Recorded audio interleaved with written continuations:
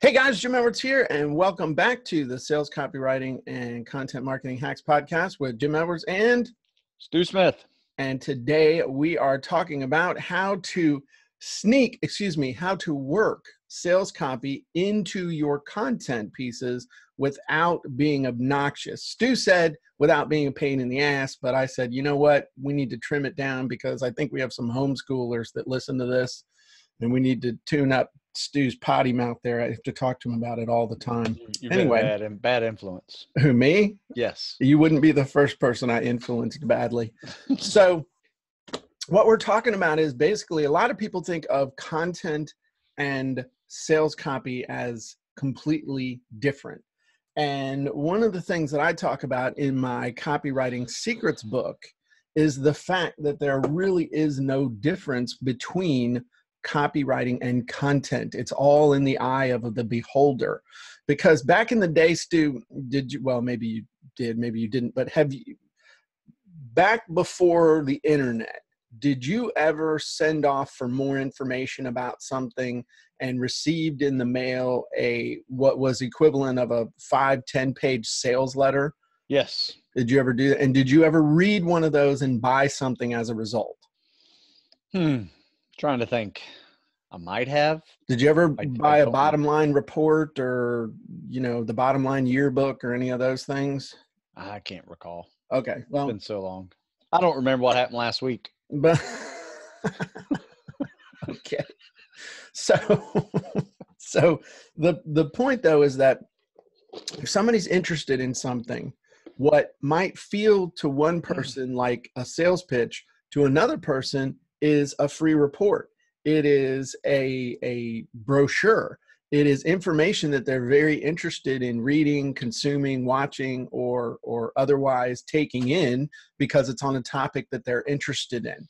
So trying to say to yourself, okay, I'm making content right now, so I need to put on my content hat, or I'm making sales copy right now, so I need to put on my sales copy hat right now. What you need to do is put on your communication hat and give people information that is going to, or knowledge or whatever, and give it to them in such a way that's going to lead them to naturally want more of whatever it is you're offering, whether you're selling something, you're trying to get people to sign up for free, whatever it is. Does that make sense? Oh, absolutely. I try to do it in a way of, when I write, I'm trying to be a coach, right? Okay. I'm trying to be, educate something. Like, for instance, when I write about the tactical fitness that's in this tactical fitness book, I write about the 3 phases of tactical fitness that a lot of people don't understand. What are the 3 phases of tactical fitness, real quick, Stu? Well, real quickly, you have to get to the training first in order to get through the training. So that means you got to focus on passing a competitive fitness test first. So your workout should be specifically geared towards that.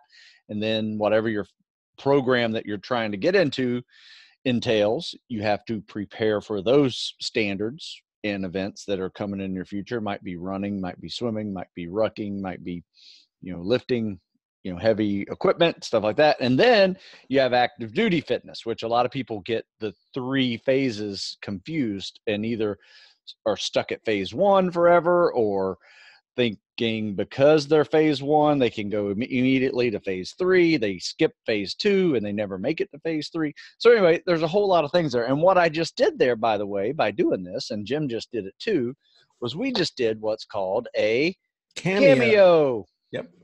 Right. And so that's a way to fit sales copy into your content. So make a video presentation or an article, write about something that is educational that your book teaches, and then here's a link to the book. Right. Or your program or whatever. So you might even say something like, okay, so I actually have 30 secrets inside of my book, 31 secrets. And secret number 16 is it's all ice cream, but what flavor should I choose? Orange sherbet. What's orange sherbet? You like orange sherbet? I like orange sherbet. That's all I get. But the thing is, what does that mean? All right. And the thing that you need to understand is that most people say, is a video sales letter better than a long form sales letter? Is long form sales copy dead? Should I use a short form sales letter? Should I, all this different stuff. And what you need to understand is that all sales copy is sales copy. It just depends on what flavor is going to make the most sense for your particular audience. So I always recommend that you start with a video sales letter if you're able to do that, because it's the quickest way to test the waters if you're creating something. But what did I do there? I basically told you something, but I also made you more hungry to get the book and to find out more about the different types of sales copy that you can create and how to tell and test and all that good stuff. So that's a great way, like Stu just did. Hey, what are the 3 phases? Well, here are the 3 phases of tactical fitness, but I really don't, I've learned something, but I really don't know anything. Right. And we laugh because, we know that that's what actually makes people buy. We're not being manipulative. I can't teach you in a 2-minute video or a 500-word article. I can't teach you everything that's in a chapter of a book. I certainly can't teach you everything that's in a book. So it's not like I'm manipulating you. You've learned something. And if you want to know more, then you're obviously, you know what, that looks like a cool book and it's got stuff in it I'd like to get. Let me go get the book. And then you go through my funnel and you're coming to buy a $20 book and end up walking out with $500 worth of stuff, and we're both happy. So using the Cameo is a good thing, but you don't have to do that with a book. You can do it with a course. You can do it with a master class. You can do it with coaching. Stu does a lot of coaching. Stu's been coaching me for 5 or 6 years now, and he can open up with stuff. One of the things I always teach my students is that there are only 5 exercises that you can do, 5 movements. There's push, pull, core, legs, and cardio. But yet those 5 things and the way that you intersperse them and the way that you use them can be mixed up so many different ways and can be used so many different ways that A, you're never going to get bored with your workout. And number 2, you're able to avoid injury by doing what we call periodization. And by having someone that understands about periodization, who understands about max reps versus supersets versus pyramids, literally, I can have you do the exact same number of reps 3 times a week, but by doing a max rep, pyramid, or superset, I can have completely different effect on your body and your objectives. So, I mean, obviously I've been paying attention, but if you want to learn more about periodization, this is I'm trying to think of the right word. This is really the cornerstone of our tactical fitness PT training club that we have, where I take people of all ages and get them to the next level physically. Whether you're a 50-year-old guy that wants to be able to compete with the young guys in the Tough Mudders, or you're a young guy that wants to go into the SEALs or the Green Berets, I can help you get there. Right. So yeah, that's good. That's how you do it. You know where I really learned how to do it and do it well was using one of your wizards. Okay. Because your wizards do it really well, especially for writing content for Amazon. Right? Your book writing wizard, when you're writing the sales copy for what is this book about? Right. Because basically I do that. I put in all these details of like the book does this, this, this, and this, and then it spits out this really cool, sales copy that goes right to Amazon. And then I can just look at that Amazon and says, man, that looks really good. Buy that. And it works, so that was, and it wasn't over the top. It kind of snuck it in there like we're talking about. Right. So and I think those wizards for that too. I think, and to tell you what they do is they basically sneak in one of 2 different methods for getting the verbiage into content that motivates people. The first is to talk about benefits and meaning as opposed to features. most people talk about features. I talk about, we've talked about in the past, talking about a drill. The feature is it'll do it'll hold a 1-inch chuck. It's got and we always feel bad for Chuck, old 1-inch Chuck, poor guy. But what's the benefit of the 1-inch chuck? That means it will take, larger drill bits, all right, so that you can do projects like drilling holes for birdhouses, which means you'll be able to do amazing at-home projects with your kids and create memories that'll last a lifetime. Now, all of a sudden, we went from a feature to a benefit. It takes you can drill the big holes, and the meaning is you can do really cool at-home projects with your kids and create memories that last a lifetime. Those right there, that's what gets people to go, yeah, that's how you create the connection with whatever it is you're teaching people, is to take it to the next level of benefit and meaning, as opposed to just staying in the feature. So if Stu was talking about doing a pyramid, all right, doing a pyramid is actually the ultimate way to get back into the groove of exercising if for whatever reason you've had to take a time off, because a pyramid has both the workout and the warm-up built into it, and the cool down, and the cool down built in as well, which means you're able to get a really good workout in a lot less time than doing it other ways, which means you're able to really get the benefit of a workout without adding stress to what's probably already a stressful situation, and you won't be grumpy around your family because you didn't do your workout. So again, just sliding that in, all of a sudden we've gone from talking about doing, a pyramid of 1 to 10 to 1, or as high as you can go with 1 pull, 2 push, 3 abs, and 2 tries or whatever. Yep. We've gone from a clinical to a motivational and emotional. Yeah. Where it's like, you know what, I can do this. And Stu did that with an article that he wrote basically to help me last week when I was, I've been struggling for the last month with time because of taking care of my dad. So, but by doing that, it also dimensionalizes your content and makes your content a lot more compelling, a lot more interesting than just a clinical discussion of pull-ups or drills or creating. I mean, that's back to the thing of building a birdhouse. You could write an article about how to build a birdhouse, but if you incorporate benefits and meaning into why would you want to build a birdhouse? Why would it be cool to do these projects at home? And so it just makes your content more interesting, and it makes it more compelling at the same time. You can also let me stop there. Any comments on that before I share the second thing that you can do? No, let's go on. Round 2. Okay.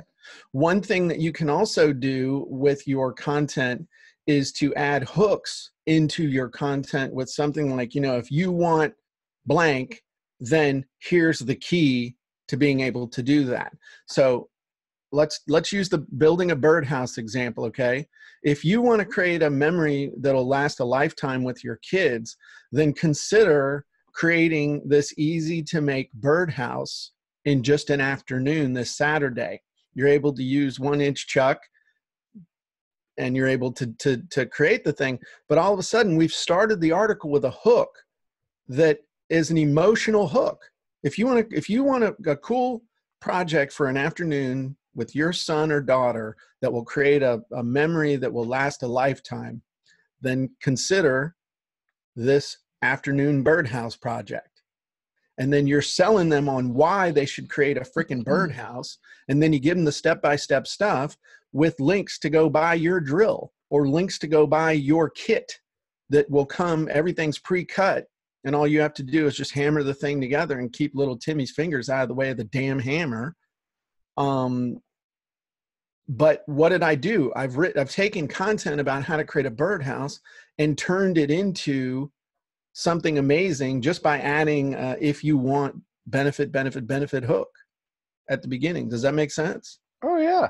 I mean, you could do that with every single article you've ever written about getting ready to go to buds. Hey, if you want to pass buds, if you want to make it past first phase, if you want to not be one of the guys that hangs his head in shame while putting his helmet on the grinder next to the statue of the creature from the Black Lagoon and ringing that bell and feeling like crap the rest of your life, then pay real close attention to this article about how to increase your max reps and pull-ups and push-ups, because this could be the difference between success and failure. Now, that's a hell of a hook. That's a good Start a freaking fitness article with, dude. Yeah. You know? That's a good one. And you could do the exact same thing with every other kind of candidate that is out there. The FBI Academy, Ranger, Marine Corps, Airborne, you know, you just some slight derivation on that stuff. Love it. So it's adding that hook is what turns content into copy and copy into content, and nobody can really tell the difference between that. And that's like one of the things that I've started doing with my Facebook Lives is I used to start my Facebook Lives like the chickens. It's like, hey guys, Jim Edwards here. Welcome to another episode of Letting the Chickens Out with Jim. Now what I've done is I start with the hook. I figure out what the hook is for the article. Like this morning it was, there's always time for the things that really matter. And then it's, hey guys, Jim Edwards here. Welcome back to another edition of Letting the Chickens Out with Jim. Today we're talking about, you know, making time for what's important as opposed to just reacting to what's urgent. So it's having that hook at the beginning also hooks people in. I mean, you're going to get more people paying attention to your content because frankly, a lot of people are drowning in content. So what you want yours to do is to float to the top. Does that make sense? Oh, absolutely. Hey, just another way that I like to add in another useful bit of information in my content is to place a little thing at the bottom or somewhere stuck in the middle, maybe even almost like a sidebar, you know, where I say related topics, you know, related articles, and then, you know, your link to your book is in there as well. Right. So another way to do it. If you talk about a book, if you talk about something, the perfect segue, if you really want to sneak it in there, by the way, after you mention something like about your book, you know, you say something like, you know, there are actually 3 phases to tactical fitness. There's the to, the through, and the after. And by the way, I've written an entire book on this, and you can check it out here, link, and then you just keep going with the article. Sure. That's legit. There's no problem with that. Oh, I do that all the time.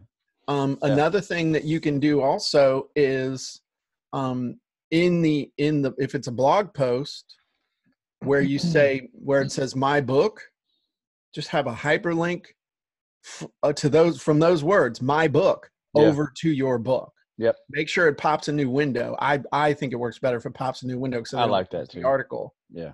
But that's another way to do it too. True.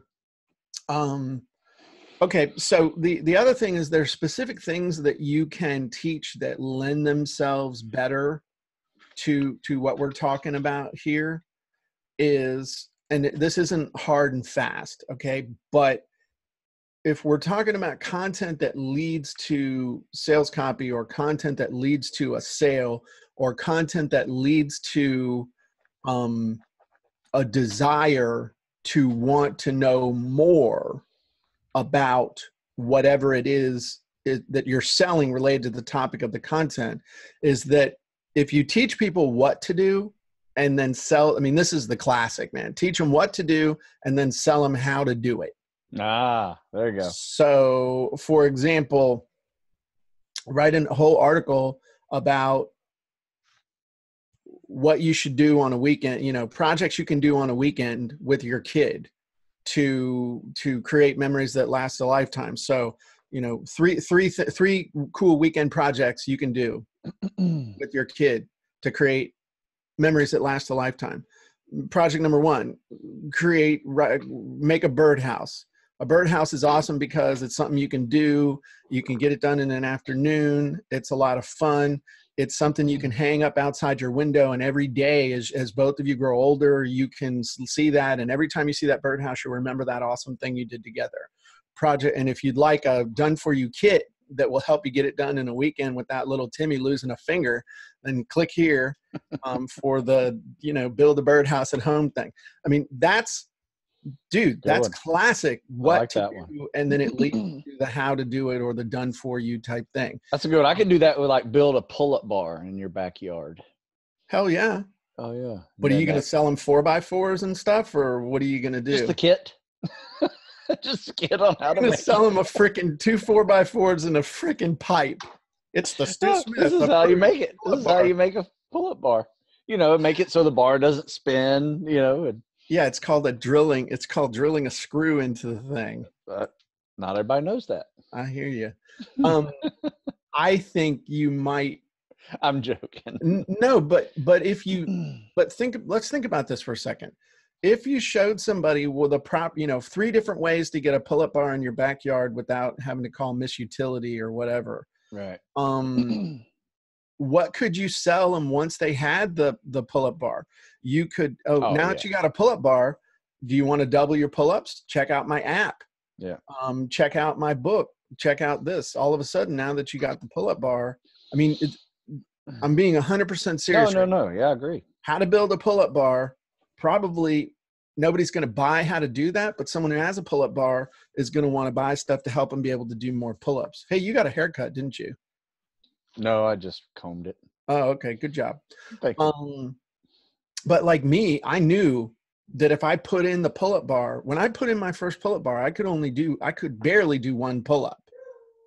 Yeah. But I knew if I had it, then I would start doing pull-ups. Does that make sense? Because I couldn't look at that thing and not do it. Yeah. You know what I mean? Yeah. Now I got 3 pull-up bars around my property, getting ready to have a 4th. Sweet. So that's a cool idea, actually. Yeah. If you just made a video and then you said, by the way, if you want to get really good at pull-ups, here are a couple options for you that we have. Just saying. Yeah. Another thing to start. So if you think about it as a series, okay, if you create why content, 10 reasons why you need to get really good at pull-ups, 10 reasons why, or 3 reasons why you need to, create memories with your kids. Why content actually creates emotion better than what to content, because why also why goes right along with meaning. Why you need to get really freaking strong in the beginning phase before you get to buds. Why the minimum standard guarantees failure in buds. Oh, I like that. Yeah. Why focusing on the minimum standard guarantees failure. Yeah, that's a wrong mindset. Absolutely. And then the who, another one that leads really well to making the sales, is talking about who should do this, who is the ideal candidate, who is succeeding, who is failing, it's all about who, who's really making it today in the world of whatever. Yeah. Those types of things, because all of that then leads to the how. And you can also create how content if you compartmentalize that how content that leads to sales, if you isolate it into steps. What you want to do is show people how to get into a certain point where then you have the easy button, you have the secrets, you have the answers, you have the information that's going to help them get to the next step or get beyond that first step. And if you can get somebody momentum, that's a big thing. So that's the other way to look at it. No, man, that's awesome. So that's all I got from my notes. That's all I have from my notes, and okay. I took all yours down. So we'll my have redneck iPad. Yeah, this is mine. There you go. Actually, write them down. Nice job. You know what this is? This is actually one of those school composition books. I love those, man. I like the black ones that have look like salt and pepper on the outside. Yes. But see, look here. I got my little button here like on a real iPad now. I'm pushing it and nothing's happening. But at least it feels more like a redneck iPad. So that's I hope you guys really take some good stuff away from this, because this is this is real. This is what really freaking works. It's not jujitsu. It's not magic. It's not mystery. It's just understanding people, understanding what motivates people, and doing it enough that you can make these distinctions. Like when we started at the beginning, when we said, hey, they got some, they learned something, but what did we say at the beginning when we started laughing? Oh, it's that I taught them something, but they didn't really learn anything. Teach them what to do, sell them how to do it. Right. But when I talked about the other thing, just playing around, I forget, I'll have to rewatch it and stuff. Where basically we said, we taught them something, but they didn't learn anything. Right. That's not true. That's kind of cynical, but it's also kind of true. But that's how it works, man. I mean, people, it's like little breadcrumbs you use. That's why it's called content marketing. Marketing raises awareness, and sales gets people to give their money to you. That's what it is. So you got to constantly keep that awareness going, but keeping the awareness going in such a way that it leads to sales, as opposed to just churning. ABS. Always be selling. That's right. There you go. Cool. Well, I got nothing else. I hope you guys enjoyed it.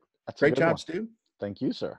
All right, everybody have a great day, and we will see you next time. By the way, if you're not a member of the Sales, Copywriting, and Content Marketing Hacks group on Facebook, you're wrong. You need to be in that group. If you want to get a copy of my book, go to copywritingsecrets.com, sign up for the waiting list. The pre-notification list. See, that's a better way of saying waiting list. Priority pre-notification list. Now it sounds important. We are actually going to be releasing the book here pretty soon. I have a meeting this week with Fulfillment House out in Boise that's going to be handling that for us. We're getting the funnel and stuff together. And Stu, if they want to know more about what you've got to offer, where can they go? Well, before I get into that, you can also watch these podcasts on YouTube and get the audio versions on on iTunes and Google Play. So just subscribe to them and you will get them immediately put into your feed. So awesome. Then as soon as we post them up there, you don't have to wait for them in the Facebook page, which we will also plug them in the Facebook page as well. Cool. Yeah. But you can always find out more about me at StuSmithFitness.com. Awesome. Well, everybody have a great day, and we'll talk to you soon. Bye-bye, everybody.